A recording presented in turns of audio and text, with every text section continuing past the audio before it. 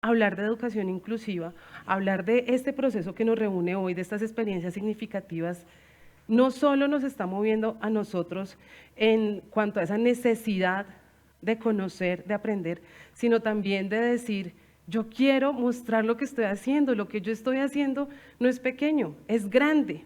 Muchas veces creemos que el ir al aula, hacer una estrategia, trabajar con nuestros estudiantes es algo mínimo. No, nosotros cambiamos vidas, nosotros hacemos que un estudiante logre desarrollar una habilidad que para cualquier otra persona diría, eso es muy sencillo, para ese niño es el logro más grande.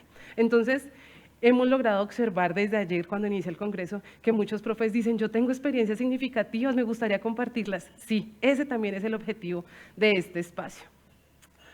No, esa, permítanme. Tú puedes.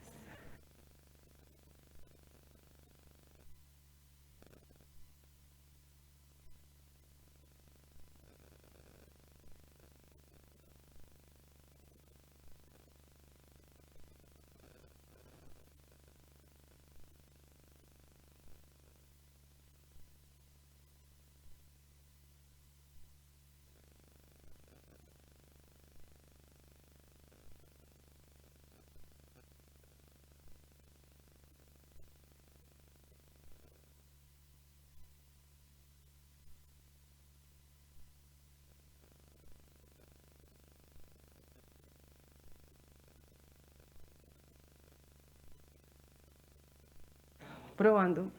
Inicialmente, como recordábamos ayer a Paulo Freire, desde esa lectura del mundo, es importante ver que dentro del análisis de la cartografía se resaltan situaciones que se repiten de manera constante, pero que no es para identificar un caso particular, sino es ver tendencias, ver cómo nuestro proceso se está repitiendo en varias situaciones y en varias instituciones, generando entonces unas actividades que vamos a poder empezar a implementar y que es para nosotros la invitación que les hacemos desde Colombianos por la Inclusión. La cartografía también nos permite evidenciar dos aspectos importantes. Uno, tenemos avances significativos frente al compromiso de los docentes y eso es a resaltar. Es un punto importante porque nos está diciendo todos los docentes o el porcentaje con el que logramos trabajar tiene compromiso. Por eso hoy ustedes están aquí, por eso las personas que están conectadas. No obstante, aún persisten barreras frente a los procesos de formación y vamos a ver por qué existen esas barreras. Lo que hace necesario, listo, acciones que van a ser importante empezarlas a trabajar teniendo en cuenta cómo esos procesos de formación deben ser constantes, pero también situados al contexto. Vamos a observar inicialmente esos aspectos positivos. Pueden observar ustedes que resalta a nivel de esas 152 procesos que logramos obtener, el compromiso docente es uno de los aspectos positivos que podemos ver en las instituciones educativas, que va a generar, cuando veamos las barreras, una brecha que nos va a hacer replantearlo, pero es importante ver que entonces, ya como docentes, logramos que estas experiencias, que lo que venimos desarrollando genere un mayor compromiso docente y se visibilice. Luego encontramos que otro de los aspectos positivos es la flexibilización pedagógica. Ya tenemos esos procesos de formación, como se han venido desarrollando, ha generado frutos, ha generado resultados. No es una formación al 100% total, pero miren que sí lo reconocemos y es un aspecto que nos ha logrado generar procesos de calidad. Y el tercer aspecto, el uso de diversas estrategias en el aula. Eso quiere decir que ya empezamos a reconocer que sí hay una diversidad, que sí tenemos unas características que requieren que utilicemos los diferentes estilos de aprendizaje de nuestros estudiantes, que reconozcamos esas diferentes inteligencias. Algo importante, me parece a resaltar también acá, es revisen trabajo interinstitucional.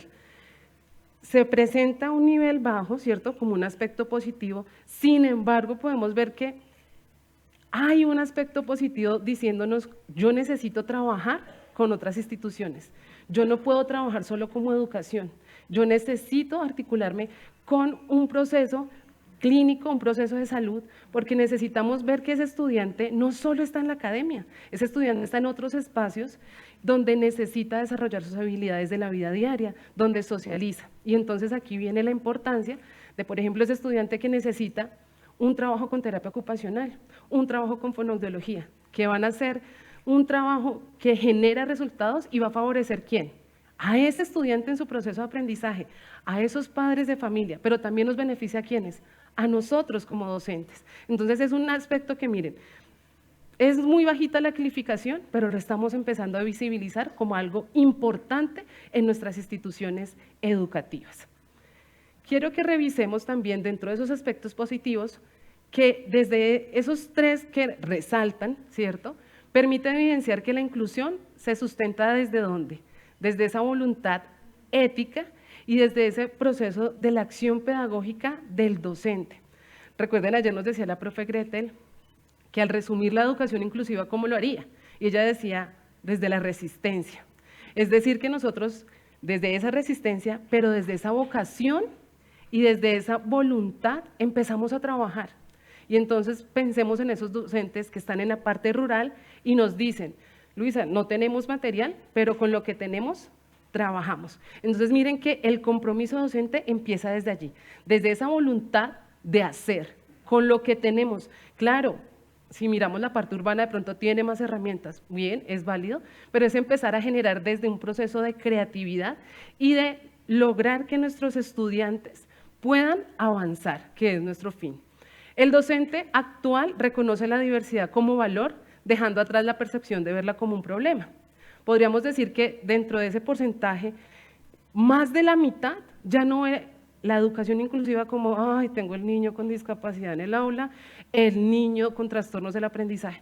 Ya lo empieza a ver como un reto donde usted, docente, debe exigirse. Debemos salir de nuestra zona de confort para empezar a generar estrategias que respondan a todos los estudiantes. También nos empieza y nos permite analizar, se está gestando una cultura inclusiva desde el aula, incluso sin esos apoyos que nos mencionaban cada uno de los conferencistas que han estado hasta el momento de hoy. Necesitamos esos apoyos, son importantes para garantizar el proceso, pero la realidad es que muchas de las instituciones educativas cuentan con esos apoyos tiempo después de iniciar la jornada, no cuentan con el tiempo completo, todos conocemos la realidad, ¿cierto? Pero a pesar de eso, sus profesores la están luchando. Y en ese ejercicio, pues, es que vemos ese compromiso docente, ese trabajo desde la flexibilización pedagógica. Muchos docentes, frente a las barreras, buscan alternativas creativas y colaborativas para sortearlas. Y acá, un ejemplo muy claro es cuando vemos a ese profe que busca en diferentes redes sociales, busca por Google y empieza a preguntar, tengo un estudiante, tengo una situación, necesito, ¿qué puedo hacer? Y de pronto la respuesta es una respuesta muy amplia, y entonces le dicen, no, para un estudiante que presenta estas características, lo mejor es que usted pueda trabajar con el apoyo de un terapeuta ocupacional, que le brinde estrategias, que desde terapia que hace en casa pueda utilizar estrategias a nivel del aula. Pero si el niño no puede ir a terapia ocupacional, si el niño está en una vereda que para bajar a terapia ocupacional se demora 4 horas y la cita se la dan por allá en 3 meses, ¿cómo entonces ese profe empieza a revisar? Tengo una experiencia muy bonita de una docente, ella dice, para bajar a la ciudad de Ibagué, debo demorarme casi un día tomando diferentes transportes. Y a uno de mis estudiantes, en alguna valoración, desde la parte clínica le dijeron, debe tener o tomar terapia de lenguaje. ¿Cómo hacemos para que ese niño logre viajar todos los días, logre acceder a esas terapias de lenguaje? Era muy difícil. La profesora, ¿qué decide hacer? Empieza a ver videos de YouTube, ahorita que tenemos las redes sociales TikTok, ¿cierto? Y empieza a ver ejercicios que hacen que ella puede, no desde su especialidad porque no es terapeuta de lenguaje, pero es docente, y empieza a ver cómo yo puedo hacer esto desde mi aula, puedo empezar a hacer pinitos. Entonces empezamos a ver cómo los docentes empiezan a crear y empiezan a solventar cada una de esas barreras. Algo importante, y es que desde esa flexibilización pedagógica, como resultado del compromiso, permite evidenciar que los docentes sí están brindando apoyos y ajustes razonables. Lo hacen, pero a veces nos pasa algo, y es que no los dejamos registrados. Muchas veces uno va al aula y ve que este docente hace cosas maravillosas, pero de pronto cuando viene alguna entidad a revisar, ¿dónde está? Ay, es que yo lo hice, sí, yo hago, debe dejarlo escrito. Y esto nos permite entonces decir, vamos avanzando. Necesitamos de pronto, y recuerden ustedes en la universidad, nos decían diario de campo, bitácora, sí es importante dejar, porque es que usted no va a estar con ese niño siempre. Usted lo tiene este año que está en quinto, pero quien lo recibe en sexto necesita saber qué hicimos. Por eso podemos decir que entonces sí estamos haciendo. Lo de pronto, viéndolo desde la perspectiva que también lo planteaba Mauricio hace un momento, vamos ahí, ¿cierto? Miremos que estamos en un 51,7, nos falta, pero lo estamos haciendo. Y es ese sueño que queremos llegar, a ese 100%. El 36,4% de los docentes están explorando metodologías activas, recursos variados y formas alternativas de enseñar. Es decir, que necesitamos seguir aumentando, seguir motivándonos. Cuando ustedes se levantan en la mañana, todos nos levantamos por nuestro trabajo, porque tenemos que llevar a nuestros hijos al colegio, porque tenemos una actividad. Cuando yo empiezo a organizarme en la mañana como docente, yo también empiezo a plantearme, hoy tengo clase con sexto, ese curso es pesado. Y entonces yo ya me voy predispuesta, pero al día siguiente tengo clase con quinto, y este curso es genial. Entonces miren que empiezo digamos que a decir, como sexto es pesado, esto llevémosle una guía, que hagan, respondan. Pero con quinto que es chévere, lo va a llevar una actividad lúdica, vamos a hacer esto. ¿Cómo entonces yo como docente, miren que el número desde nuestra encuesta, desde nuestra cartografía es 36,4, nos falta generar esa motivación en el docente. ¿Qué nos hace? Que ese niño que se levanta todos los días y la mamá le dice tiene que ir a la escuela, no vaya porque tiene que ir, sino que vaya porque se va a encontrar con su profesora que hace unas actividades que le enseñan y le generan un proceso de aprendizaje que va a poder aplicar en su vida. También encontramos que sin compromiso docente, lo que es la flexibilización pedagógica y el uso de las diversas estrategias, pues no podrían, digamos que existir, ¿cierto? Si no hay ese compromiso, no voy a desarrollar esa flexibilización, esas estrategias, porque puedo decir, como en algún momento decía el docente, es que él no puede aprender, entonces yo para qué voy a hacer otras estrategias, para qué me voy a poner en esa tarea. Pero actualmente me está diciendo sí, mis docentes se comprometen y están buscando las herramientas para hacer estos dos procesos. Por tanto, ¿qué pasa? Puede ser que no estemos hablando plenamente de que el docente esté preparado, pero sí tienen ya las herramientas, sí tienen el proceso. Y es lo que nos permite concluir que tanto el compromiso, la flexibilización y el uso de diversas estrategias va de la mano, está articulado. El uso de estrategias diversas avanza, eso ya lo estamos evidenciando, pero se enfrenta a barreras. Barreras como que el tiempo, los recursos que tenemos en el aula y esos apoyos que necesitamos. Es entonces importante que si queremos que esas estrategias continúen avanzando, ¿qué debemos hacer desde la parte gubernamental, desde la parte administrativa?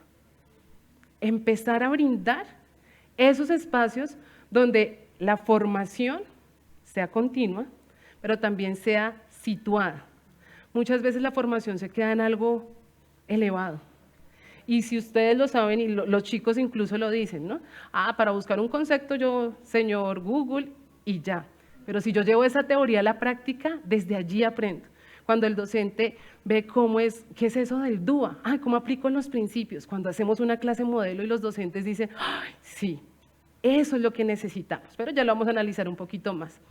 El punto crítico a resaltar es que si la inclusión descansa principalmente en el compromiso docente, existe un riesgo. Por tanto, se puede presentar un desgaste en ese docente. Y en este caso, se hace entonces necesario fortalecer ese apoyo institucional, directivo y familiar. No toda la responsabilidad debe caer en el docente. Esto es un trabajo articulado.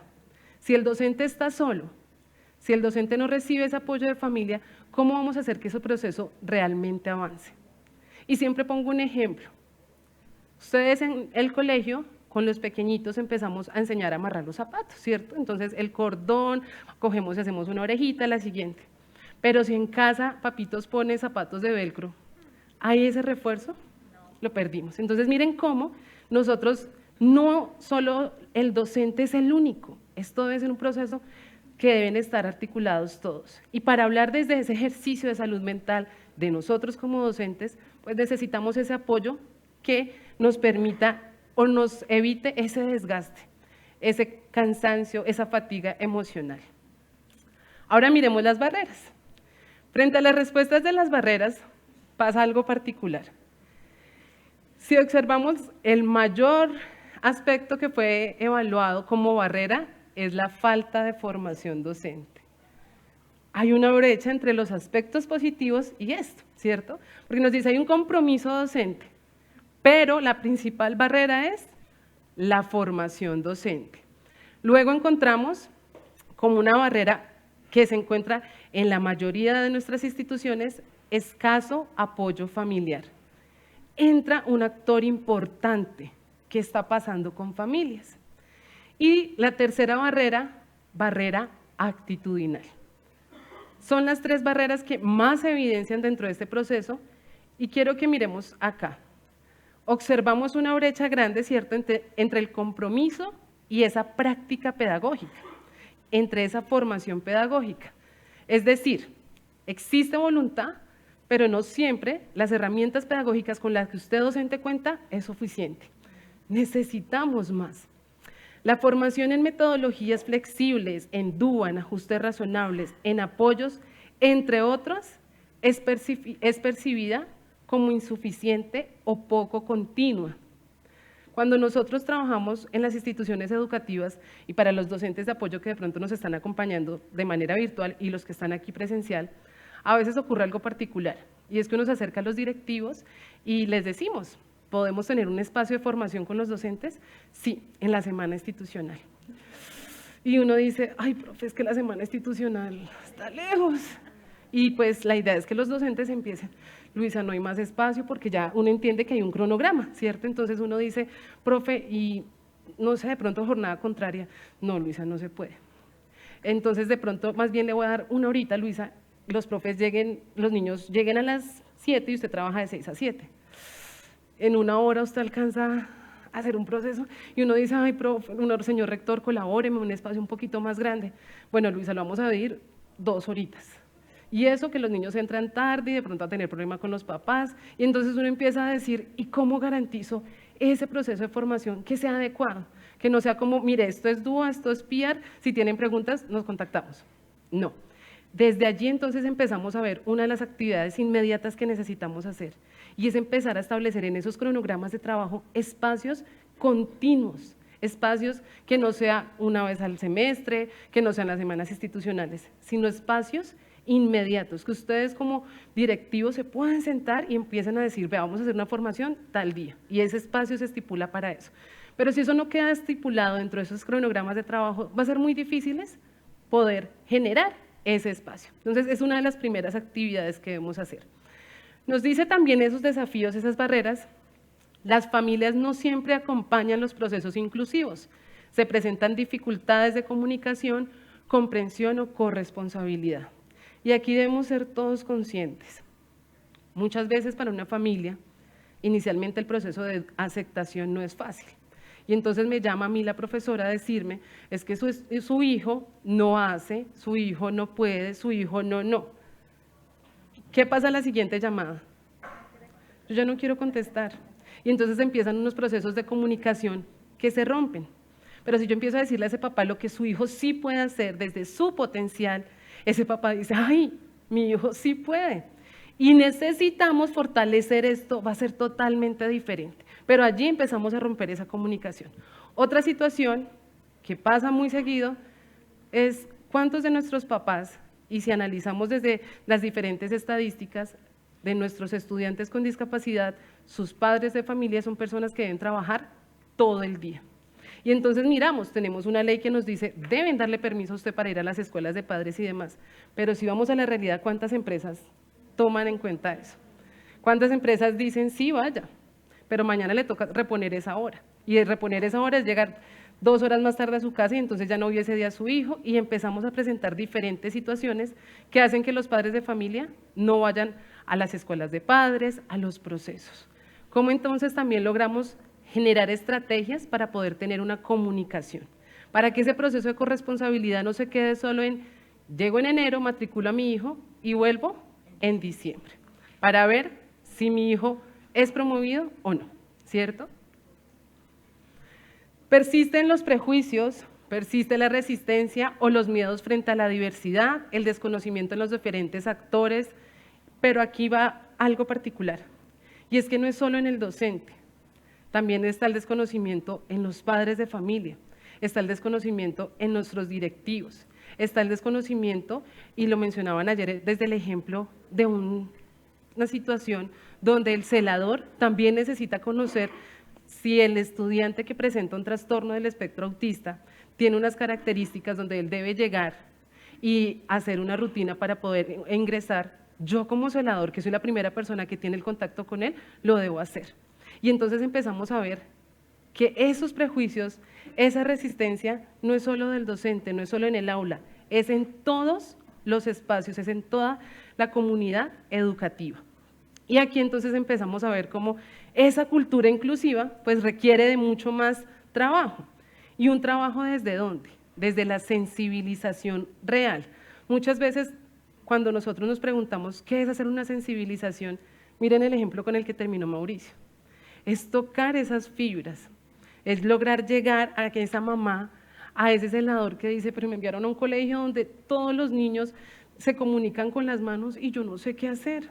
Me enviaron a un colegio donde todos los niños todos los días están peleando, se agreden y yo no sé qué hacer. Sí, la función de él es ¿cuál? Estar en la portería, pero esos niños no pasan todos los días por esa portería, esos niños no se acercan en el descanso a esa portería a ver qué pasa con ese celador.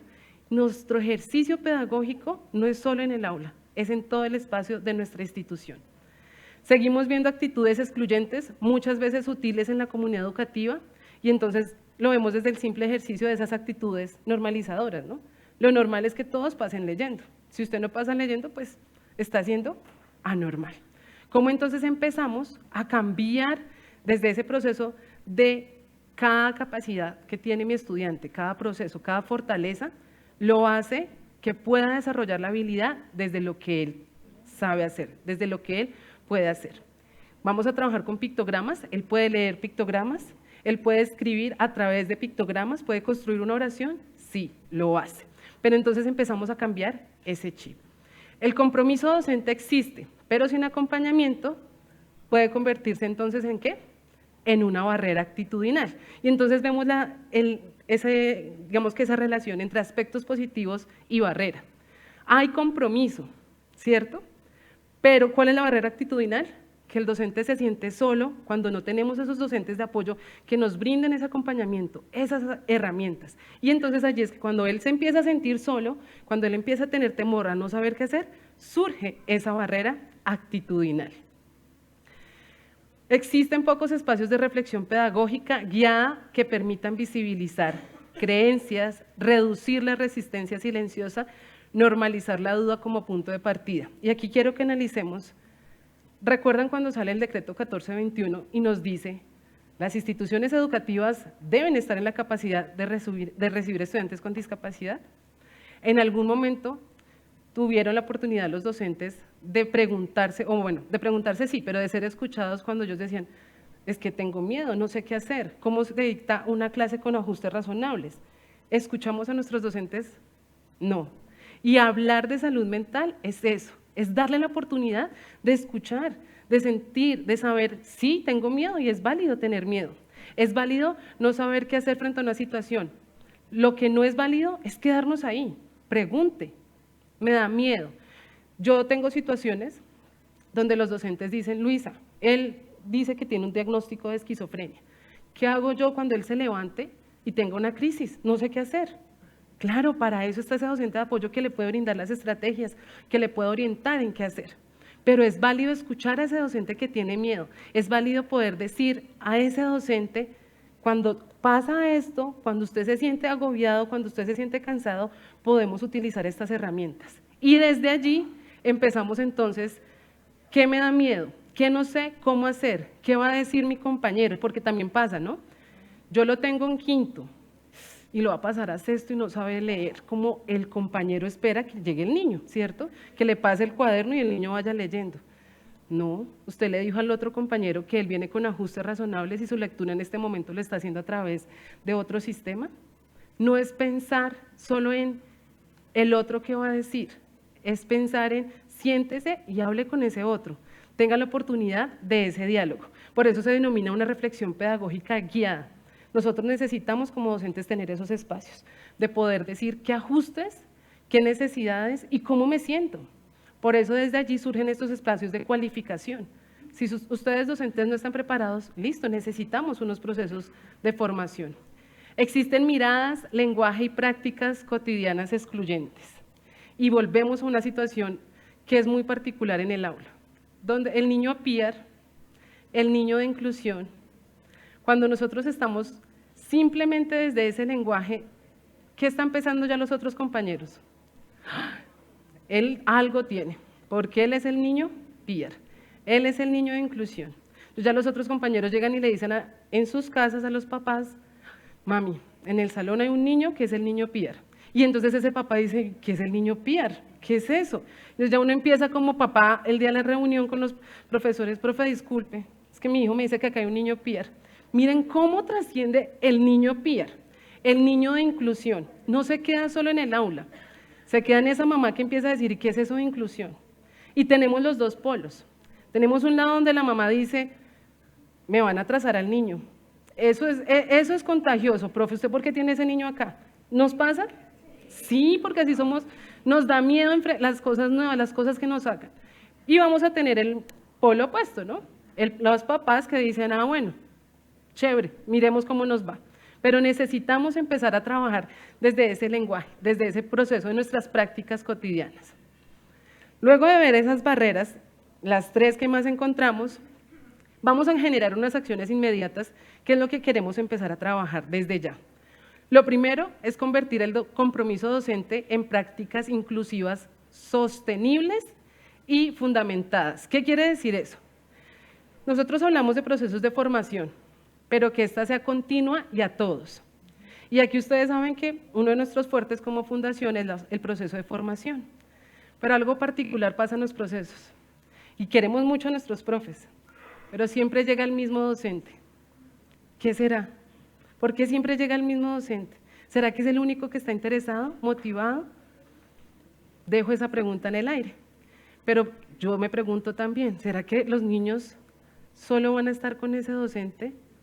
Van a rotar con todos. Y entonces aquí la invitación es ¿cuál? Todos los docentes deben recibir procesos de cualificación, de formación. Debemos organizarnos, si uno entiende que por toda la parte normativa no todos se pueden ir a formar, pero pasa algo y es que nos dicen, no, el profe que va a ir, él viene y multiplica la información. Ustedes respondieron, es difícil hacer eso. Busquemos estrategias, busquemos formas de que todos nuestros docentes se puedan formar. Muchas veces vemos en las formaciones, uno, al mismo docente y dos, solo los docentes de primaria. Entonces uno empieza a analizar, y estos chiquitos en bachillerato, ¿qué pasa?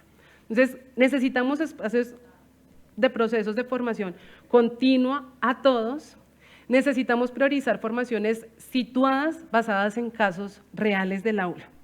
Empezamos entonces a ver, ya que en las formaciones nos dicen, traigan un estudio de caso, y desde allí empezamos a trabajar. ¿Por qué? Porque son situaciones que ustedes están viviendo continuamente, que al ver cómo se trabajó con ese niño, que todos conocen, es más fácil poder ir al aula y empezar a decir, bueno, con él hicimos esto, vamos entonces, ¿qué haríamos con el otro estudiante? Pero estamos partiendo de la realidad de ustedes, no de situaciones lejanas, que uno dice, no, pero es que Luisa, ya cuentan, usted habla de que utilicemos una tablet, un computador, que utilicemos videos, y yo estoy en una zona rural donde no tengo wifi, no tengo tablet y no tengo computador. Luz, es importante partir de esas formaciones de esa manera. 3, crear comunidades de aprendizaje docente para intercambios de experiencias. ¿Cuántos de ustedes se conocen aquí con los docentes de las otras instituciones? ¿Todos se conocen? Yo me conozco bien con los profes de mi institución y pare de contar. Y eso, porque a veces primaria y bachillerato o jornada mañana y jornada tarde no se conocen. Necesito empezar a crear comunidades que me permitan a mí uno, resaltar esa experiencia que está aplicando, pero llamarle y decirle, venga, ¿cómo lo que usted está aplicando allá lo puedo aplicar acá? cómo su contexto se parece un poco al mío y lo puedo aplicar, o no, su contexto es totalmente diferente, pero yo quiero intentarlo acá. Entonces no es solo vernos en espacios de formación, no es solo por allá cuando tomamos el transporte y nos vemos, sino es empezar a generar comunidades. Ahorita tenemos acceso a las redes, a los grupos de WhatsApp, tenemos acceso al Drive, a la nube. Empecemos a generar espacios donde sus experiencias estén en un banco, por así denominarlo, tengan un espacio de compartir, para que esto que hicimos nosotros con estas 3 experiencias y que ustedes pueden conocer, aplicar, pues se haga constantemente y no se quede solo en un espacio definido en una fecha específica, no. Y esas experiencias y esos aprendizajes que ustedes intercambian, pues nos van a servir ahora que nuestra ciudad, que nuestro país, que nuestro departamento continúe avanzando. ¿Cómo sería el resultado? ¿Cómo sabemos que si aplicamos estas 3 acciones, pues vamos a ver un resultado importante? Y es que yo como coordinadora, yo como jefe de área, voy a ver una mayor coherencia entre el compromiso docente de la flexibilización pedagógica y ese proceso que hablamos de estrategias diversas. Porque entonces va a haber planeaciones que rompen, que salen de lo normal, de lo tradicional y empiezan a generar actividades que incluyen a todos mis estudiantes. Otra acción inmediata, desarrollar prácticas pedagógicas planificadas y compartidas. ¿Cómo lo vamos a hacer? 1, diseñar bancos institucionales de estrategias de flexibilización, lo que veníamos antes, y de pronto ustedes lo escucharon ayer en la experiencia de la doctora Gretel. Ellos desde la universidad empiezan a tener el material accesible, ¿cierto? Ven lo que van a trabajar desde el sílabus y empiezan a organizar ese material para que sea accesible. Y entonces ya los docentes, cuando van a trabajarlo en el aula, tienen organizado su material. ¿Cómo nosotros también debemos empezar a hacer eso? Desde el colegio vamos a trabajar en sociales este tema. Necesitamos un mapa en alto relieve, necesitamos un texto que esté en sistema braille, necesitamos tener de pronto el libro, van a trabajar el libro de 100 años de soledad, lo vamos a descargar y ya lo tenemos en audio para que el docente solo sea ir al lugar y llevarlo al aula. Si yo como institución educativa empiezo a hacer este banco y tengo las herramientas, empiezo a facilitar el trabajo. Porque ¿qué nos pasa? Ay, mañana va a trabajar esto, pero ahorita para ponerme a buscar el material, no, dejemos así. Si yo ya empiezo a tener ese material organizado desde este momento, empiezo a enriquecer mi planeación, ya sé, mire, en el espacio donde tenemos todo el material, yo tengo una tabla periódica gigante que tiene los elementos en tinta, pero también están en braille. Ese material me sirve para trabajarlo con todos. Y empiezo entonces con este banco institucional. Incorporar la flexibilización como criterio explícito en planeaciones y evaluaciones. ¿Qué pasa? Muchas veces, cuando vamos al aula, los profes dicen, yo sí hago ejercicios de flexibilización, pero cuando yo empiezo a ver la planeación, un único método de evaluación, un único método para brindar el tema. Y entonces vemos que solo utilizamos el tablero. ¿Estoy teniendo en cuenta los diferentes canales por donde mi estudiante percibe la información? ¿Estoy teniendo en cuenta esas diferentes formas de evaluar? Entonces acá me dice, Luisa, la flexibilización se debe ver, no debe quedar en el aire. Ah, no, mañana voy a trabajar el libro de 100 años de soledad, pero pues yo sé que debo llevarlo en audio.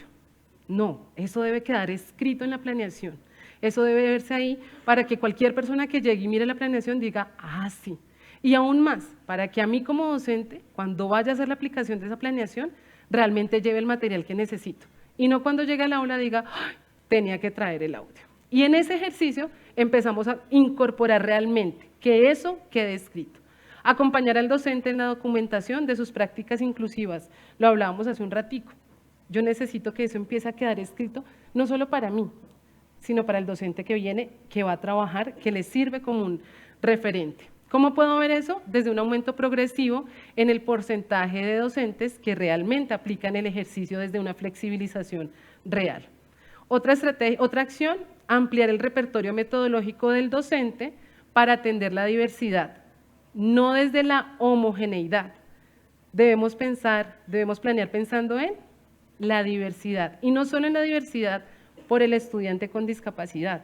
Hablamos también del estudiante con trastornos, del estudiante con talentos, del estudiante que pertenece a una familia homoparental, del estudiante que está en el aula y hace parte desde esa diversidad. ¿Qué vamos a hacer para trabajar? 1, promover metodologías activas e inclusivas, aprendizaje cooperativo, multisensorial, proyectos que me permitan a mí reconocer todo ese trabajo desde la diversidad, pero también facilitar espacios de coplaneación entre los docentes. ¿Qué quiere decir eso de coplaneación? Yo necesito empezar a trabajar también o desde el ejercicio práctico. Uno a veces no sabe que en matemáticas estábamos trabajando la suma y la resta y estábamos haciendo ejercicios con los dinosaurios y entonces sumábamos los animales, los niños llevaban dinosaurios para sumar, para restar. Y no sabíamos que en ciencias la profesora también estaba trabajando el tema de los dinosaurios.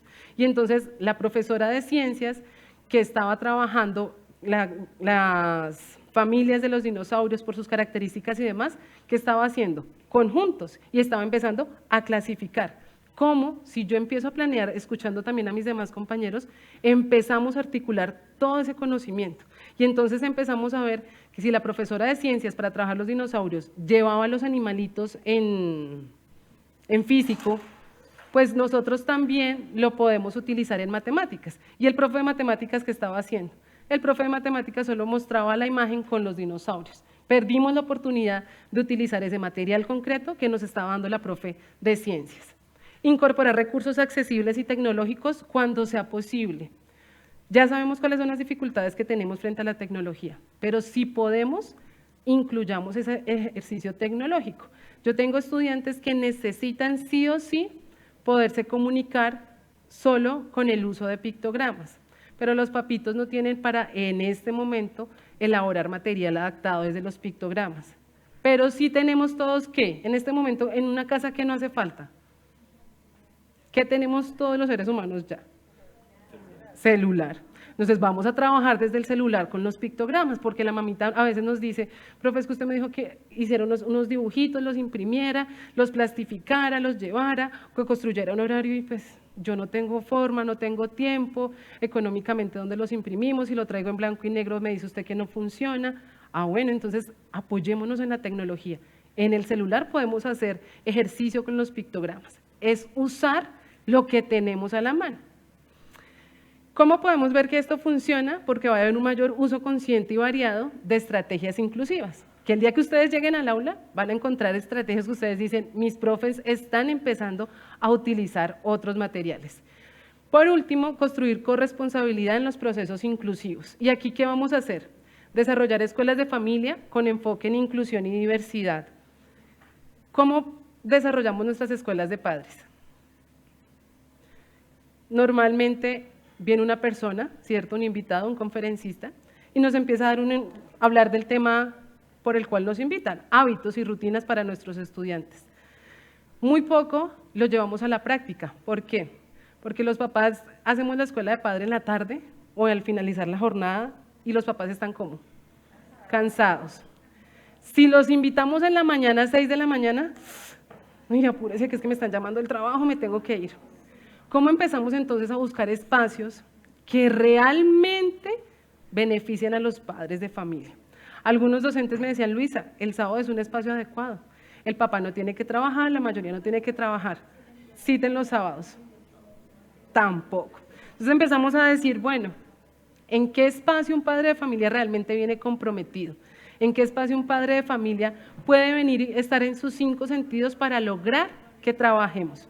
Entonces empezamos a ver que cuando los padres de familia se pueden programar con anticipación, cuando el padre de familia recibe con anticipación una agenda donde le dice el martes va a estar de 8 a 10 de la mañana con anticipación, nos funcionaba mejor.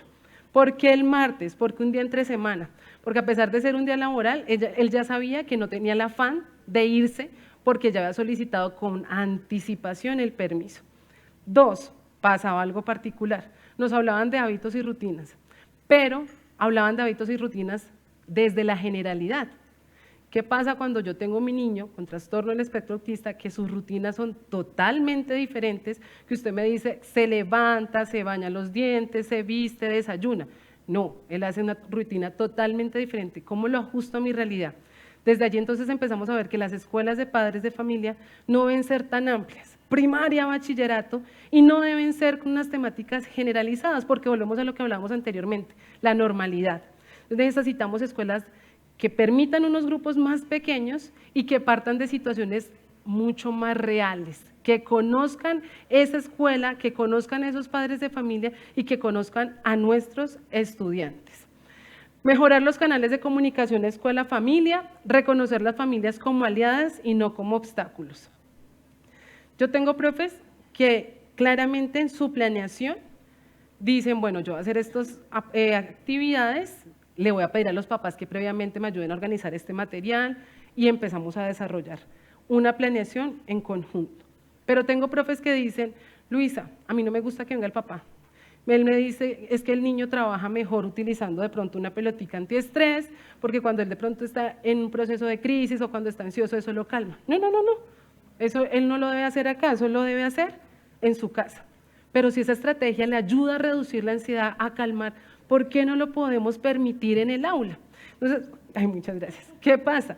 Necesito articular con esa familia, traer esa estrategia que no, yo no soy terapeuta ni soy clínico, eso es claro, pero si me ayuda a que él disminuya su ansiedad, lo puedo hacer. Entonces trabajar con familia sí va a ser muy importante, reconociéndolo como un aliado, que claro, hay situaciones donde los papás ya quieren de pronto estar orientando el proceso, porque pues finalmente ellos los conocen mucho más que nosotros, ¿cierto?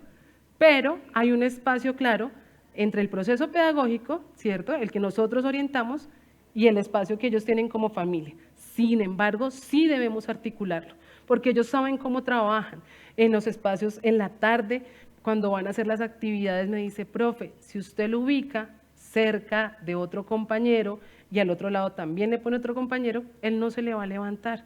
Pero si usted lo deja simplemente así solito en el salón, se siente libre y él sale. Ah, bueno. Esa es la articulación que yo tengo que empezar a tener con familia, empezar a conocer a mi estudiante.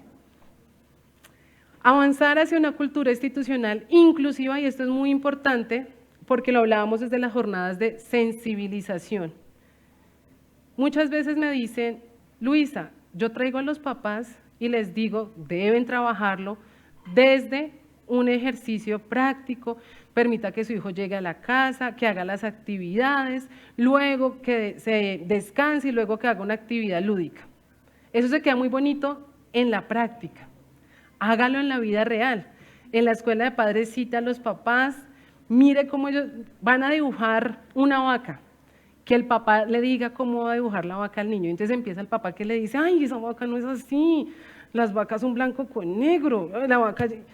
Y uno empieza a ver al niño, ah, sí, entonces borra la vaquita. Y el niño empieza a utilizar su ejercicio de creatividad desde su percepción y el papá borre eso. No, eso le quedó mal.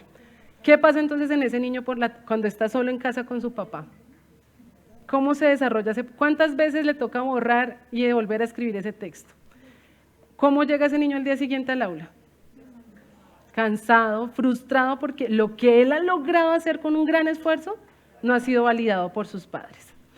Nos dice entonces, esas jornadas de sensibilización es eso, es traer a los papás y ponerlos a cómo enseñar, a cómo dar una instrucción, cómo es manejar un hábito, qué le debe enseñar. No es vaya y cepíllese los dientes, a que usted le diga, mire, ponga la crema dental y entonces la crema dental, papito, ¿cómo le pone la crema dental? Ay, no, yo cojo la crema y ya. No, enséñele. Esos talleres prácticos donde el estudiante y el padre deben trabajar articuladamente es lo que favorecen esos procesos de sensibilización para reconocer cada una de las características de nuestros estudiantes. Promover espacios de diálogo y reflexión pedagógica, visibilizar experiencias exitosas de inclusión dentro de la institución. Y aquí queremos que ustedes como instituciones educativas empiecen dentro de su cronograma a mirar, vamos a exaltar una experiencia cada 3 meses, cada mes. Ustedes lo pueden definir, pero empiecen a hacerlo, para que cuando hayan eventos como estos, ustedes tengan un banco de experiencias significativas y puedan decir, vamos a exponer esta, queremos trabajar con esta. Porque muchas veces, y se los pregunto de todo corazón, cuando les dijimos hace 2 años, vamos a realizar un ejercicio de experiencias significativas, muchos colegios nos decían, pero ¿y qué mostramos? ¿Qué es eso de una experiencia? Porque no sabemos identificar qué es tanto de lo que hacemos que podemos presentar. Y evite la sobrecarga y el desgaste del profesorado. Reconocer institucionalmente las prácticas inclusivas. El banco que les mencionaba anteriormente de actividades no es solo tener un banco por tenerlo. Sí, hay actividades, hay material, sino también es reconocer ese profesor, ese estudiante, porque tenemos compañeros que también desarrollan prácticas inclusivas y garantizan que su compañero pueda desarrollarse, pueda trabajar de manera articulada. Y entonces, ¿qué queremos hacer aquí? Empezar a identificar, miren, el colegio fulanito de tal hacen esto. Vamos entonces a articularnos y empezar a decir aquí qué profe podría llegar a trabajar esa experiencia, qué profe podría desarrollar desde por ejemplo, el uso de la lengua de señas. Lo veíamos también en la universidad, es un estudiante que se le facilita el uso de la lengua de señas y aparte de eso es muy bueno en el uso de la tecnología. ¿Qué podemos hacer con ese estudiante? Y entonces empezamos a llevarlo a otras instituciones, a dar a conocer a ese estudiante, no por su discapacidad, es el estudiante con discapacidad auditiva, sino a darlo a conocer ¿por qué? Por lo que hace, por esas prácticas inclusivas que logran avanzar. Garantizar tiempos para la planeación y reflexión pedagógica y construcción del PIAR. Otro gran momento que debemos de generar en nuestro cronograma. Cuando nosotros vamos a hablar con el docente y le decimos, profe, miremos de pronto desde la planeación, desde los ajustes razonables de Pepito Pérez, ¿cómo lo puedo asesorar? ¿Cuándo usted me permite el tiempo? Luisa, tengo 5 minuticos ahorita en el descanso porque toda la mañana tengo carga académica. ¿En 5 minuticos podemos hablar? No. Yo siempre les digo, profes, porque así como tenemos reuniones de área por sociales, reuniones de áreas de matemática, nos sacamos reuniones de área para construir nuestros ajustes razonables. Ya sea que nos podamos reunir, vamos a hablar desde la área de matemáticas, a qué barreras se pueden estar enfrentando este estudiante, o nos podemos reunir por los docentes de ese grupo y luego podamos hacer la articulación. Pero es empezar a tener espacios donde yo como docente, sí, yo no he pensado que Pepito se estaba enfrentando a esta barrera. Puedo hacer este ajuste, me favorece lo que usted está desarrollando. Es empezar a tener esa comunicación entre todos, pero dejando espacios estipulados, no dejándolo a algún momento lo podemos hacer o lo que a veces nos ocurre. El fin de semana hacemos los PIAR de todos los niños. El lunes llegamos y lo entregamos. Ahora vamos y lo apliquemos. Terminé copiando y pegando el PIAR de Pepito con el de la niña, no sabía realmente si esa era su barrera, terminé poniéndole las barreras al niño y no al contexto. Entonces, ¿termina haciendo el ejercicio que quería? No, pero si nosotros como institución tenemos el espacio para hacerlo, va a ser un PIAR real, razonable y va a tener mucha más aplicabilidad efectiva para nuestros estudiantes. Y finalmente, asegurar ese acompañamiento directivo y apoyo interdisciplinar. Y aquí entonces empezamos a ver cómo garantizamos, usted institución educativa, que su docente tenga el acompañamiento que necesita, que por alguna situación determinada no tiene docente de apoyo, ¿cómo podemos hacer para que tenga el acompañamiento? Ya sea por los profesionales que tiene la Secretaría de manera permanente, ya sea porque buscamos a alguien que nos pueda formar, pero no quedarnos con ese desconocimiento y sin brindarle ese acompañamiento. Y para finalizar, quiero que todos tomen su celular, por favor. Ahora sí, tómenlo. Pongan su cámara frontal activa. ¿Qué ven?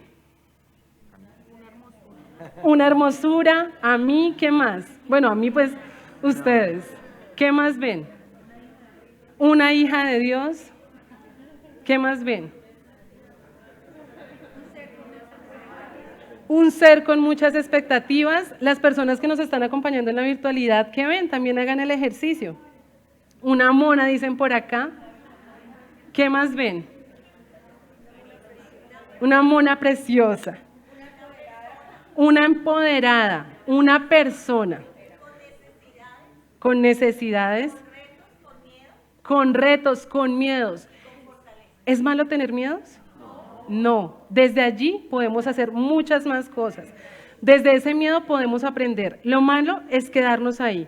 La invitación es que eso que están viendo en este momento y lo que yo veo acá son líderes que están decididos a trabajar por una educación inclusiva de calidad, que no se va a quedar solo en estos 2 días de congreso, sino que cada vez que ustedes se vean en ese celular, en ese espejo, digan, yo puedo, yo soy un líder que estoy llevando esto más allá, no lo estoy dejando acá en el congreso, sino que día a día, con todas las barreras que se nos puedan enfrentar, lo vamos a lograr, no solo por mí, sino por cada uno de esos estudiantes que lo están gritando, que están diciendo, yo puedo, yo quiero aprender y lo más necesario, yo quiero tener un proyecto de vida. Muchas gracias.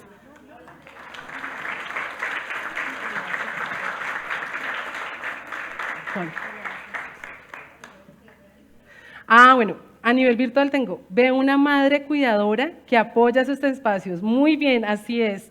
Hay mamás luchadoras, hay papás luchadores, hay hermanos que le meten la ficha por ese hermano. Muy bien, muchas gracias. Eso veo. Personas que estamos luchando para hacer ese sueño realidad, pero que obviamente nos falta un poquito de herramientas, pero ahí vamos. Muchas gracias.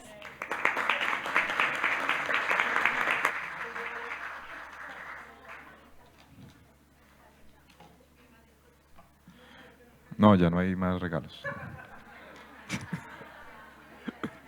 La Navidad ya pasó hace 2 meses. Muy bien, muchas gracias nuevamente a Luisa Fernanda por habernos compartido esta segunda parte de su conferencia. Y vamos entonces a continuación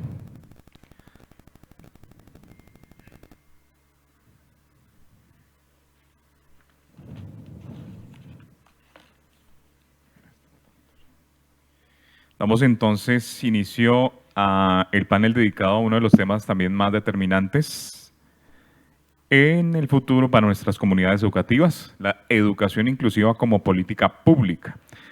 Recordarles a todos ustedes que hablar de inclusión o en clave de la política pública es reconocer que no basta con buenas prácticas aisladas o esfuerzos individuales, sino que se requiere una visión de Estado, continuidad institucional y de decisiones que garanticen derechos más allá de los cambios administrativos. Este espacio nos invita a reflexionar sobre cómo las normativas, los planes de desarrollo, la inversión pública y la articulación intersectorial pueden convertirse en motores reales de transformación.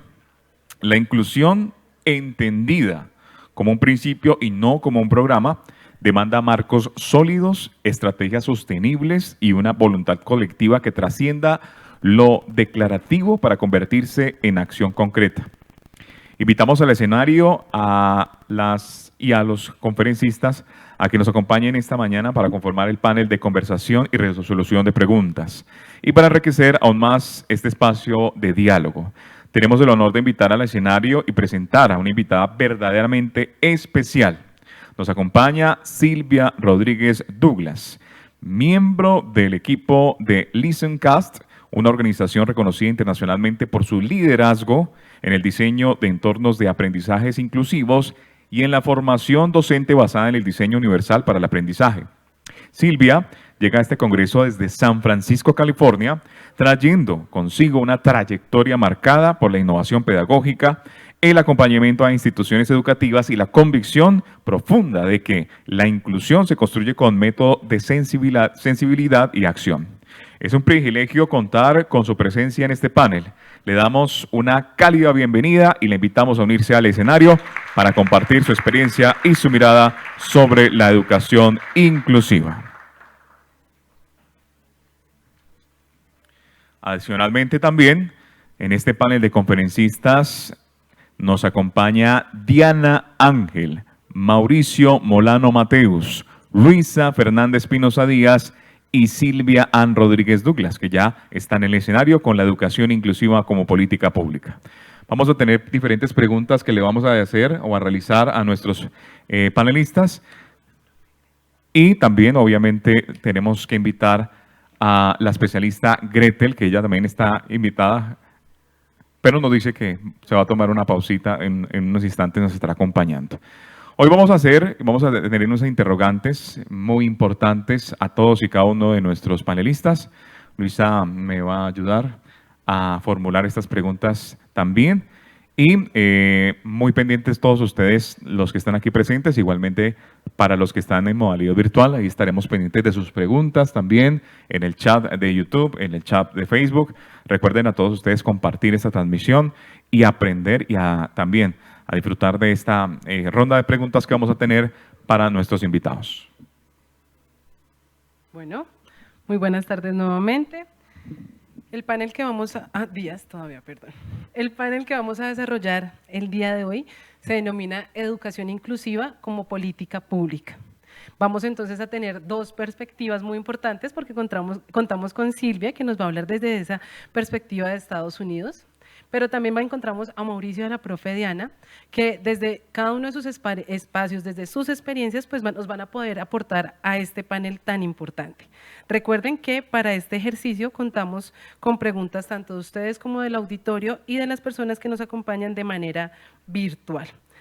Les voy a dar el espacio para que por favor piensen las preguntas en relación a este tema y ya vamos a dar inicio. Igual de manera virtual también damos el espacio para que puedan realizar sus preguntas. Suficiente espacio. Bueno, vamos a iniciar con una pregunta de las que hemos recogido durante estos días desde el espacio de nuestras redes, que nos orienta a qué mensaje debería escuchar hoy el Estado desde las escuelas. ¿Quién nos quiere empezar a dar su respuesta?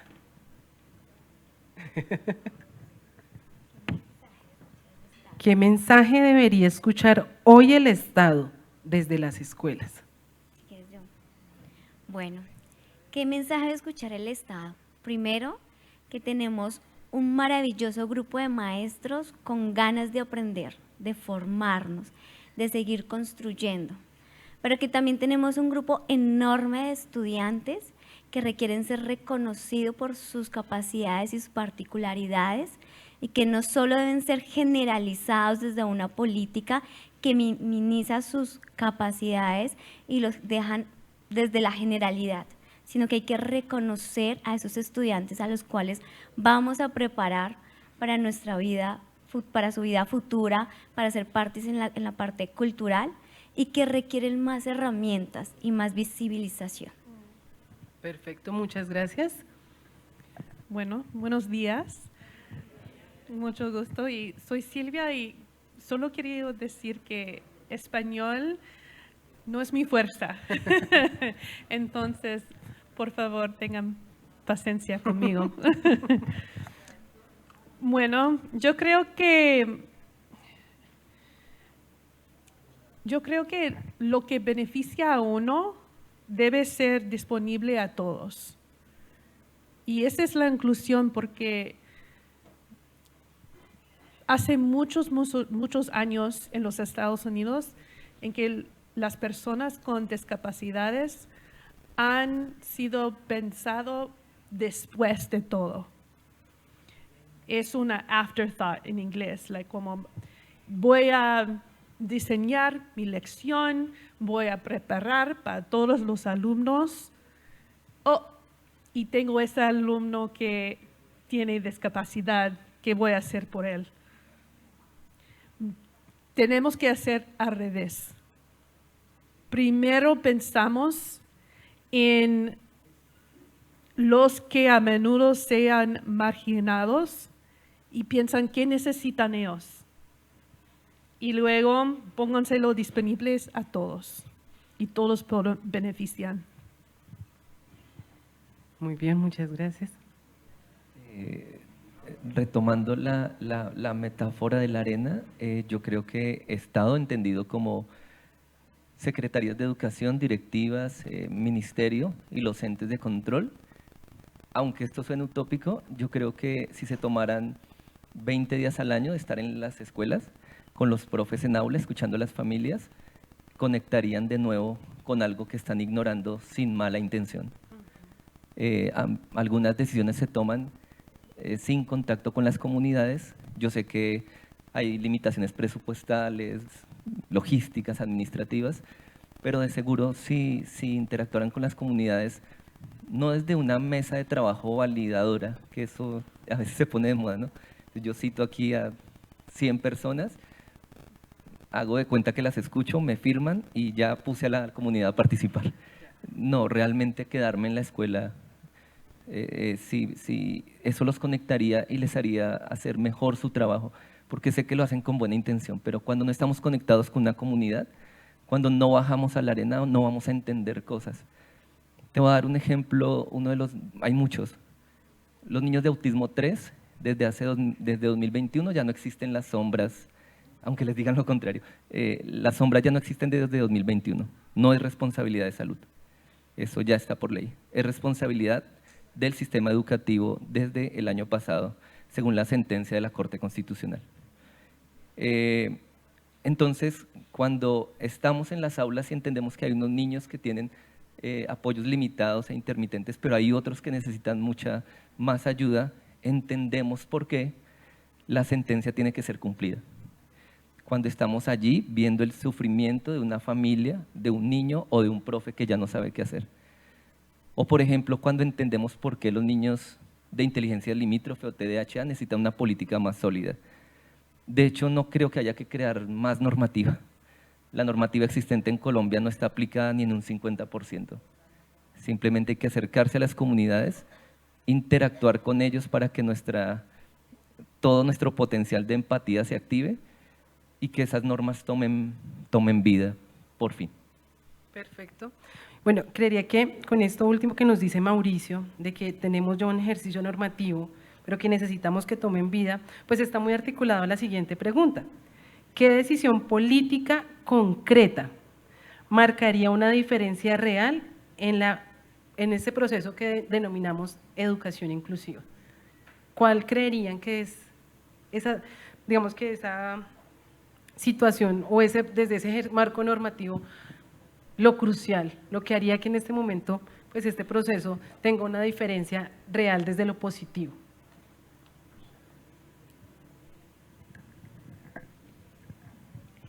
Yo creo que una decisión que marcaría y pondría una diferencia es replantearnos la cantidad de estudiantes por aula, ¿sí? Y no estamos hablando de cuántos estudiantes con discapacidad puedo tener, sino en general cuántos estudiantes deberíamos estar ahí. Si queremos hacer una educación que responda a sus necesidades, que fortalezca sus capacidades, tenemos que replantearnos la cantidad por la salud mental de nuestros niños, de sus padres y por la salud mental de nosotros. Esa sería una decisión que modificaría muchas cosas a nivel cultural, político y en prácticas pedagógicas. Así es. Muy bien, muchas gracias. Sí, estoy de acuerdo.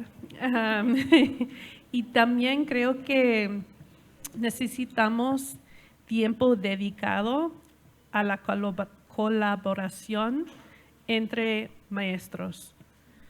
Porque cuando una maestra o un maestro no tiene ese apoyo de hablar sobre las cosas, sobre los desafíos,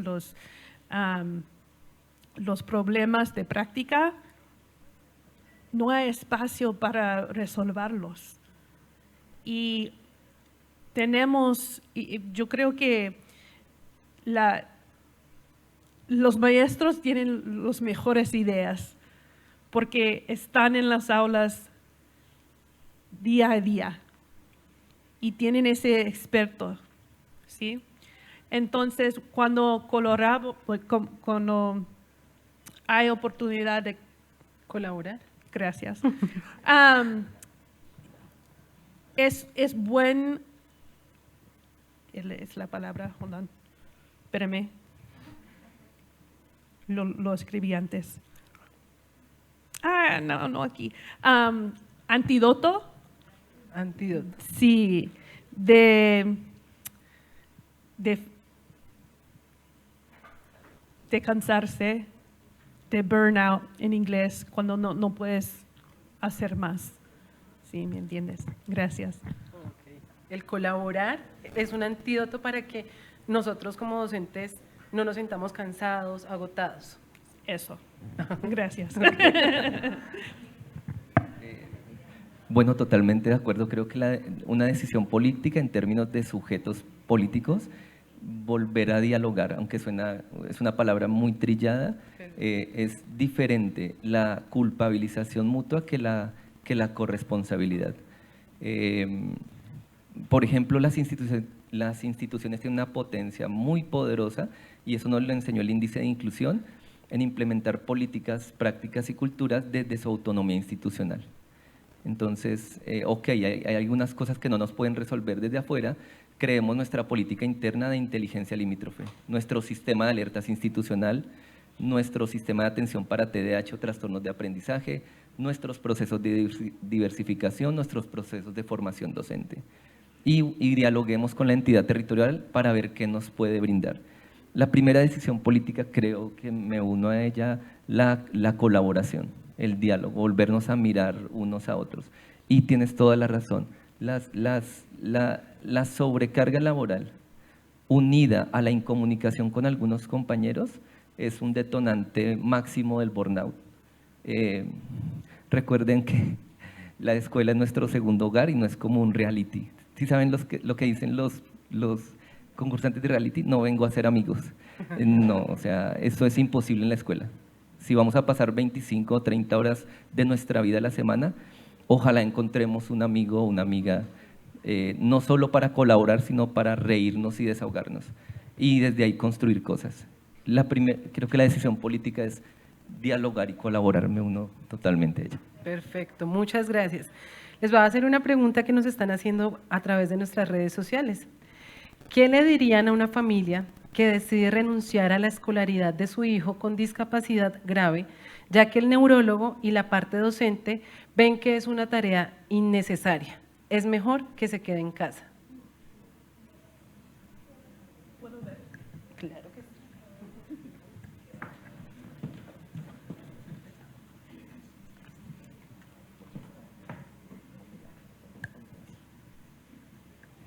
Imagínate que durante pandemia muchos niños regresaron muy mal. El homeschool es una apuesta interesante, pero mi mensaje al papá y a la mamá, yo sé que lo hacen con cariño, quizá por proteger a sus niños.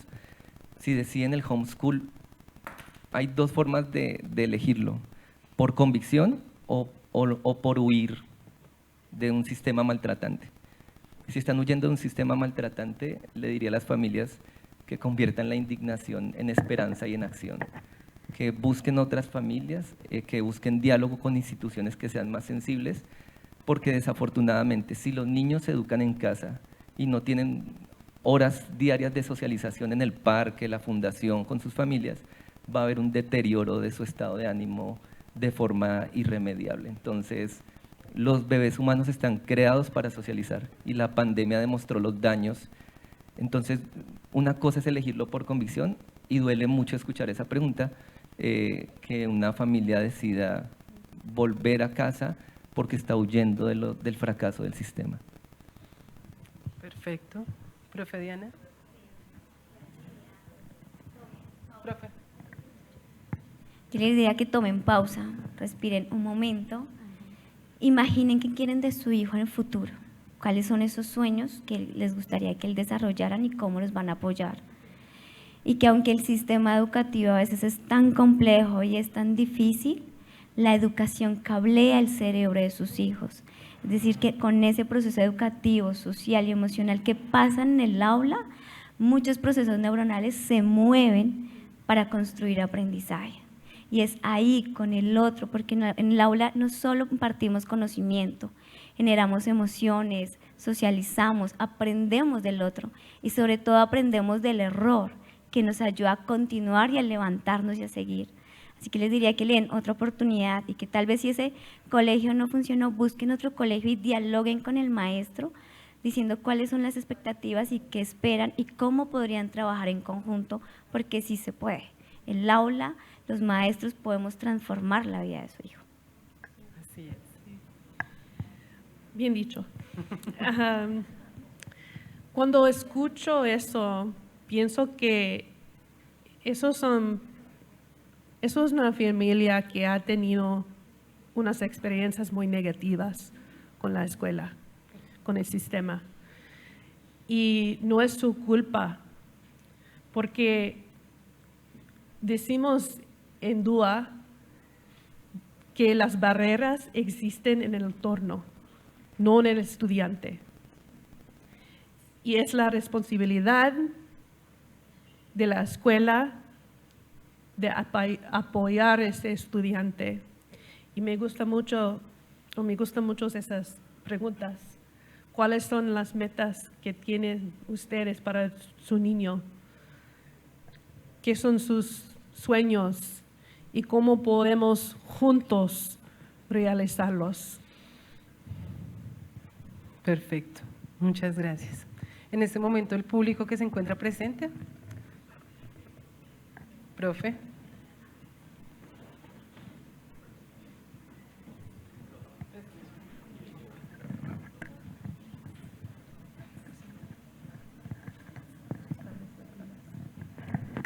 Gracias, buenos días.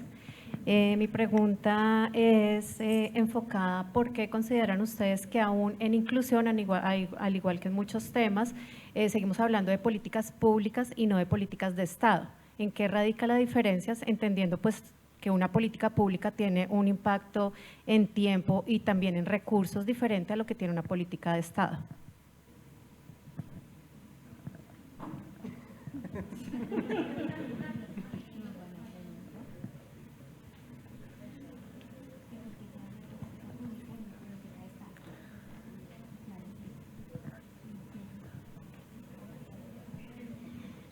Bueno, yo creo que aquí es donde vemos que el sistema educativo y el Estado está tan desligado de la realidad de la escuela y fragmenta. Entonces, esto es para ellos, pero no aplica para otras personas. Entonces, la pregunta que tú haces es de ser una política de Estado para todos, independientemente si es una institución pública, una institución privada o determinada situación, ¿cierto?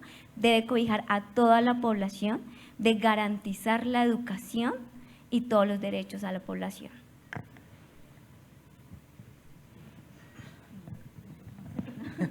Bueno, nuestro Estado, entendido de la forma más romántica y amplia, se supone que comienza por la ciudadanía misma y todos los roles que componen todo el ámbito gubernamental, e incluidos los entes de control.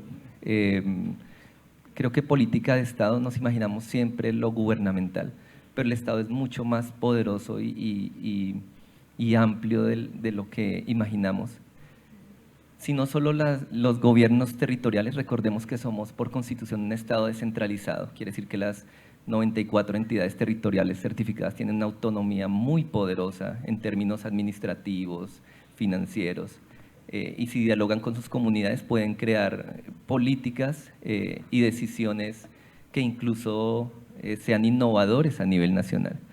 Las entidades de control, que son también parte del Estado, que hace los contrapesos para revisar que los derechos no se vulneren.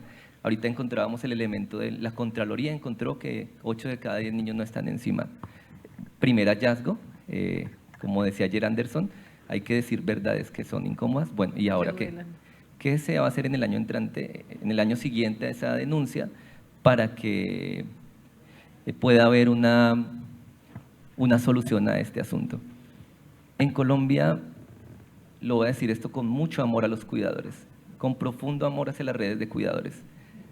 Creo que muchas veces los están poniendo a firmar planillas y eventos, pero no les están dando una voz genuina de contrapeso. Y no me refiero a contrapeso pelea, es que nos acostumbraron que el contrapeso es agarrarnos, ¿no? El contrapeso es equilibrar escenarios. Los cuidadores tienen derecho a tener una voz, a dialogar de tú a tú con las entidades territoriales y el gobierno nacional para crear políticas que sean sólidas para sus hijos. Si desde lo gubernamental no se escucha el vínculo primordial que es la mamá y el papá, se van a tomar decisiones muy pragmáticas. Entonces creo que eso entiendo yo por política de Estado, cuando como nación protegemos nuestra Constitución, dialogándonos, así los diálogos sean difíciles a veces, en cambio de solo culpabilizarnos y actuar desde los prejuicios. Perfecto, muchas gracias. No sé si entiendo muy bien la pregunta, pero solo quería decir que cuando el Estado toma decisiones, hay una oportunidad de escuchar a las voces de los estudiantes. para influir las leyes, las reglas y cómo diseñemos las escuelas. Y muchas veces sí hay un gran brecha sí, entre los que trabajan en la escuela y las que hacen las decisiones que afectan, ¿sí?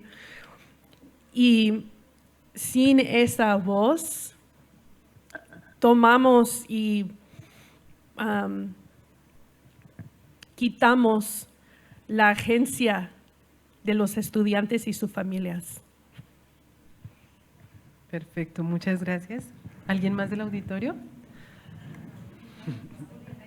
Tenemos una. Y hoy sí surgieron preguntas. Por tiempo, me dicen que solo podemos 2 preguntas más. La primera que levantó la mano. ¿Y el profe?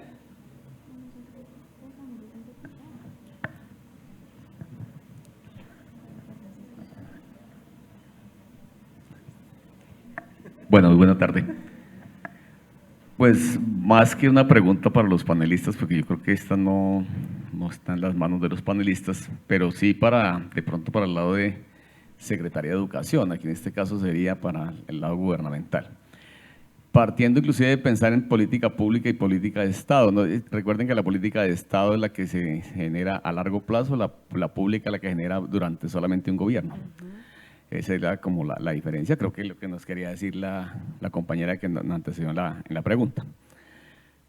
Mira, hay cosas como estas que hemos visto en el desarrollo de este evento, bastante importante. Yo he estado escuchando juicioso desde ayer todas las intervenciones, nuestros conferencistas, panelistas, interesante.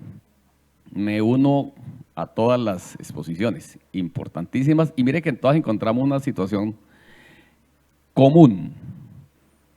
¿Qué tan importante es en todo este proceso de inclusión, en todo esto? Por ejemplo, el docente de apoyo. Es como, digamos, una de las columnas. Pero miremos, bueno, yo no conozco la situación de otros entes territoriales certificados, pero miremos aquí Ibagué. Aquí hay un docente de apoyo por cada 2 instituciones educativas, si no estoy mal, ¿cierto? O sea, un docente de apoyo está más o menos atendiendo casi 3.000 estudiantes o un poco más. A las instituciones un docente de apoyo va 2 días a la semana y en otras 3, depende del número de estudiantes. Supongamos que en la institución donde va 2 días, tiene solamente 50 casos de niños de inclusión. Yo me imagino a qué horas atiende esas 50 familias, esos casos nada más, solamente la atención de los niños, la atención. Y mire lo que hemos visto acá, que ese docente de apoyo es supremamente clave para brindarle el apoyo, valga la redundancia, al docente de aula. Yo me imagino a qué horas. Y viene la otra. Recuerde que aquí decíamos ahí, una de las grandes barreras que hemos encontrado es la falta de capacitación del docente. Uno dice, ahí en el docente de apoyo debe encontrar una parte importante de esa capacitación. ¿A qué horas? La otra barrera que vimos ahí dice apoyo familiar. Pero resulta que las familias, la pregunta es, ¿están capacitadas para darle ese apoyo a los niños que están en esa situación? Pues no. Y aquí hemos visto que ese docente de apoyo es importantísimo también en esa capacitación a esas familias. Uno dice, ¿y a qué horas? ¿A qué horas? Miramos una parte donde dice, a partir de las ¿qué?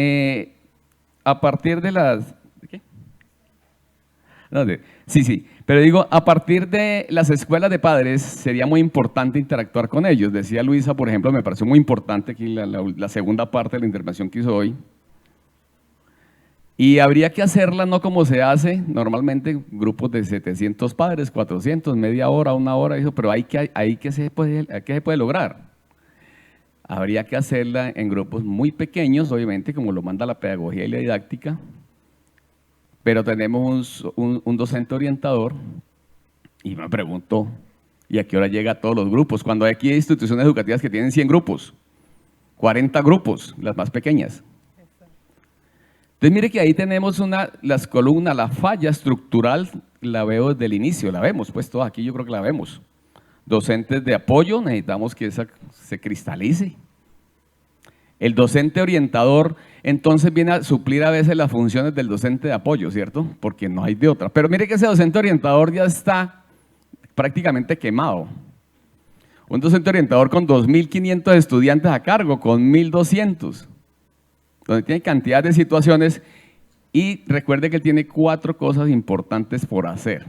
Por ayudar, no es exclusiva de él, porque es de toda la institución. Pero él es el que dinamiza, por ejemplo, promoción, prevención, atención y seguimiento. Pero los docentes de apoyo, los docentes orientadores, ¿en dónde quedan solamente? En atención, escaso seguimiento, promoción y prevención. ¿A qué horas? Y fuera de eso le toca ir a suplir las funciones del docente de apoyo, porque es que el docente de apoyo nos llega, por ejemplo, un martes a la institución, o martes y jueves, o miércoles y viernes. Por ejemplo, si el docente se enfermó, si el docente va a una capacitación, el docente de apoyo, se presentó una situación con una familia, espera que el docente de apoyo viene dentro de 8 días. Cosas como esas que nos suceden. Entonces uno dice, no sé, ahí hay una fisura bastante importante desde la base. Viene la otra. Hemos visto mucho aquí que la necesidad de la articulación con salud. Recuerden que si no tenemos los diagnósticos, lo deseaba Mauricio, en la posición de hoy. Necesitamos que estén bien diagnosticados desde el principio. Y las citas se las dan a las familias para los 3 meses. ¿Y dónde están las terapias? Ni siquiera tiene oportunidad de diagnóstico inicial rápido, mucho menos de terapia. Uno dice, ¿cuándo entonces vamos a mirar dentro de la política de Estado que sea obligatorio que esa atención, esa articulación con salud se dé de manera rápida, de manera oportuna? Llevo 2 cositas que uno dice, interesante. La otra que decía, creo que Diana, ahorita decía, relación docente-número de estudiantes, clave. En eso hemos venido discutiendo durante muchos años en el país y si esa relación no se toma rápido, no podríamos avanzar fácil. Hoy estamos hablando de una relación de 32 estudiantes en la zona urbana. Yo diría que la idea es que se baje por allá a 25. ¿Qué hacemos? 32 no quiere decir que 32 estudiantes dentro de un salón, no, porque esa relación nos viene dando más o menos 40 estudiantes por salón. Porque recuerden que esto tiene otra cuestión de medida, porque la relación no sale directa de los niños que tenemos en el salón de clase, sino sale del número de horas que orienta el docente, 22 horas semanales, al número de horas que tiene el estudiante, 30, se me da 1.36 docentes, ¿cierto?, por grupo, y de ahí viene esa relación. Por eso dije, los salones están de 40. Y cuando el salón no tiene ni siquiera esa capacidad, y cuando fuera de eso el salón no está compuesto por estudiantes, digamos la situación problemática de pronto de tener 1 o 2 estudiantes en situación de inclusión, eso no es tan difícil como cuando miramos la composición completa del salón. Usted mira estudiantes con discapacidad, estudiantes con uso de spam, estudiantes con, digamos, en nuestra edad, estudiantes con cantidad de complicaciones. Y ese docente, en el medio de eso, en un salón bien hacinado, sin mediaciones didácticas, porque cuando vamos a ver si necesita, por ejemplo, una ayuda visual, ¿existe siquiera un televisor en las aulas? ¿Existe siquiera un videobin? Cosas como estas que uno dice básicas, pero no existe. ¿Un buen sonido? Entonces ahí comienza uno a mirar, y bueno, ¿y qué hace ese docente? Claro, el docente tiene que estar desesperado. Cuando tengo un niño en situación de inclusión, que lo mínimo que hace es que me anda por todo 2 o 3 andan por todo el salón, miro a ver, cuidado se me escapa porque se me va por allá para el patio, para el baño, ¿qué le puede suceder? Clave, porque nos podemos meter en un problema penal incluso como docentes, ¿cierto? Y entonces ahí cuando uno comienza a mirar todo eso y dice, esto no está tan fácil. Venimos a las capacitaciones y entonces digo, oiga, ¿qué tan importante las capacitaciones? Pero me uno a lo que decía Luisa, deben de ser situadas. Porque a veces nos vamos con unas capacitaciones grandes por las ramas y entonces uno dice, ¿y ahí? Y tendrían que ser acordadas con la base, en este caso con las instituciones educativas, porque si no venimos y hacemos un impacto de pronto negativo. Digamos, han hecho cosas muy interesantes y en Ibagué el año pasado se hizo una de 10 jornadas, por ejemplo, para talentos, ¿cierto? Entonces, uno diría 10 jornadas y entonces si me van 4 docentes durante 10 días al final de año, además de las últimas 3 semanas, ¿qué hago ahí? Y ya, tendríamos que hablarla también. No, es dialogando el asunto. Bueno, quiero cerrar con esto nada más para decir, los invitamos a que dialoguemos todo esto para ver cómo avanzamos. Okay. Bueno, muchas gracias, señor rector.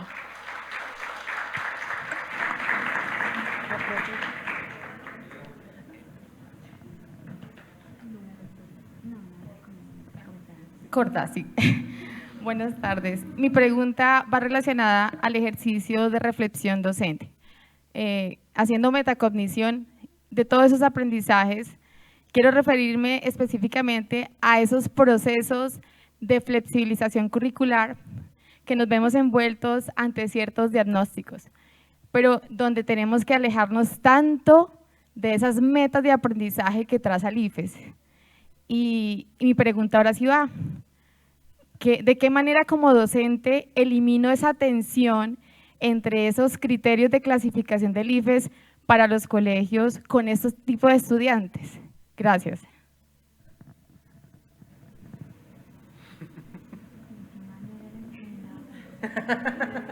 Vamos a hacer un congreso con esa pregunta.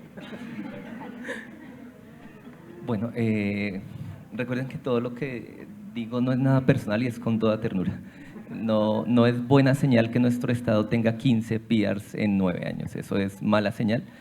A la mayoría de colegios donde voy, el PIAR se volvió una carga para los docentes, no un instrumento de conexión, y es algo que no se está diciendo. Y ese no era el espíritu del PIAR. El PIAR era conectar a los profes con el ritmo de aprendizaje diversificado de los niños. Y nos quedó una huella de la integración que ha creado mucho daño. La inclusión es educar a los niños, a todos los niños en el mismo lugar, con la misma edad, y que accedan a todos los conocimientos de igual forma, con ajustes. Eso es integración más que inclusión. Hay niños que tienen déficit cognitivo moderado o leve y sus ritmos de aprendizaje son diversificados. Por lo tanto, mi llamado es que no teman cambiar indicadores de logros al ritmo de los niños. Cuando el DUA da una gran respuesta, pero si ustedes tienen un niño, una niña con síndrome de Down en sexto o séptimo que no lee y escribe, va a necesitar un apoyo, una guía personalizada, como el Chino Chano, que le hago promociones gratuitas, de pictogramas. Y el indicador de logro va a cambiar. Él está en sexto o séptimo, pero su indicador de logro es de preescolar o de primero. Y eso no tiene nada de malo. Por lo tanto, el PIAR debería, recuerden que el PIAR se puede modificar internamente sus componentes. En varios colegios hemos modificado el inventario de ajustes razonables. En tres columnas. ¿Qué sabe el niño? ¿Qué procesos tiene? ¿Hacia dónde lo vamos a llevar? ¿Y cómo? Y listo. Y los profes lo comprenden mucho mejor desde la lógica de la propedéutica. Si tiene estas bases, lo voy a llevar hacia estos objetivos. Y siempre que me sea posible, haré diseño universal para que se sienta. Si los niños, de tal forma que cuando se gradúa de 11, el niño va a tener, miren esta coherencia. La situación real del niño debe coincidir con sus indicadores de logro en el PIAR y debería coincidir con la práctica docente y con el boletín de calificaciones para que todo sea real. En algunas ocasiones la condición del niño es una, lo que dice en el PIAR es otra, lo que le enseñan en el aula es otra y el boletín dice otra cosa. Toda esa incoherencia quiere decir que no hay una sincronía y una armonía en la flexibilización curricular. Y no tenemos que cambiar la escala de valoración, podemos usar la misma institucional siempre y cuando a cada niño se le esté llevando a su máximo ritmo. Retomo rápidamente el ejemplo para cerrar. El niño con síndrome de Down está en sexto o séptimo, tiene un ajuste razonable individualizado con una cartilla de lectura global. Y en el momento que la profe va a hacer lectura, aplica diseño universal. Él no necesita leer y escribir para entender la historia, puede respondernos de otras formas, identificando los personajes o la historia. A medida que van avanzando y cuando llegue el ICFES, al ICFES hay que ayudarlo mucho, tenemos que ayudarlos a que comprendan que aparte del registro en la hoja estándar hay que informarles el perfil cognitivo de los niños. Varios colegios hemos hecho eso. Niño con síndrome Down con perfil cognitivo similar a indicadores de logro de cuarto y quinto. Ellos ya tienen evaluaciones de cuarto y quinto, de sexto y séptimo, recuerden por las pruebas PRO que se hacen parciales, de tal forma que mi llamado es que todavía la flexibilización curricular se está entendiendo como adaptabilidad de integración, que todos los niños deben aprender todo igual al mismo tiempo. Eso es literalmente imposible. Un niño con Asperger o inteligencia limítrofe puede aprender exactamente los mismos indicadores de logro, por supuesto que sí, pero otros niños no. Mientras no se entienda eso, la diversificación curricular seguirá poniendo cargas muy complejas en la metodología, los profes se sentirán saturados y la pregunta que he escuchado desde hace 10 años, ¿cómo hago para crear 5 currículos diferentes en el aula? Y esa no es la idea de la inclusión, es hacer un equilibrio entre la individualidad y el diseño universal.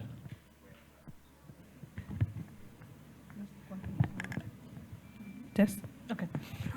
Bueno, en el mundo de DUA decimos que hay que tener metas claras, medios flexibles. O sea, cuando sabemos muy bien cuál es la meta de esa lección o lo que sea, y los alumnos saben muy bien cuál es la meta, podemos ofrecer opciones para lograrla. Y porque es cierto que no podemos todos trabajar en la misma forma, al mismo ritmo, porque ese concepto de normal, de promedio, no existe. No es cierto. ¿Sí? Es una ilusión. Todos somos variabilidades y los que escogimos puede cambiar, depende en el contexto. Por ejemplo, yo soy una persona que prefiere leer libros, así. Pero cuando tomo el autobús o el tren, me siento mareada. ¿Sí? Y no puedo leer. Entonces, ¿qué hago? Yo escucho. Entonces, por tener esas opciones, podemos navegar los ambientes, las oportunidades para lograr las metas claras que son significativas para nosotros. ¿Vale? Yo creo que como para completar un poquito y no repetir tanto lo que han dicho nuestros compañeros, la discusión de las pruebas, hacia una discusión por año, una modificación que deberíamos de hacerla, pero mientras llega esa discusión y volver realidad esos aportes de ustedes, algo que podemos hacer es un trabajo integrando a todos los profes, ¿sí? Tenemos chicos con mucha diversidad y enseñarles tantas cosas donde van a memorizar, aprenderse, a veces es muy difícil, pero cuando nos integramos 3, 4, 5 áreas y diseñamos un material para que todo el aprendizaje sea unificado y empecemos a trabajar un tema desde diferentes posturas, realmente le vamos a garantizar al estudiante que haga anclajes de conocimiento y pueda dar cuenta en esos procesos de pruebas, que son tan difíciles y que pues tienen una discusión muy interna. Perfecto, muchísimas gracias. Bueno, damos por terminado entonces nuestro panel. Muchas gracias por todas sus intervenciones. Cada una nos deja una experiencia muy importante.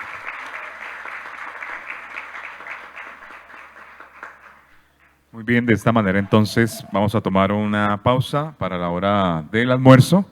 Esperamos que puedan disfrutar, recargar energías, baterías y nos estaremos viendo nuevamente 2 en punto, ya que se viene la parte más fuerte de la tarde para el gran cierre hoy.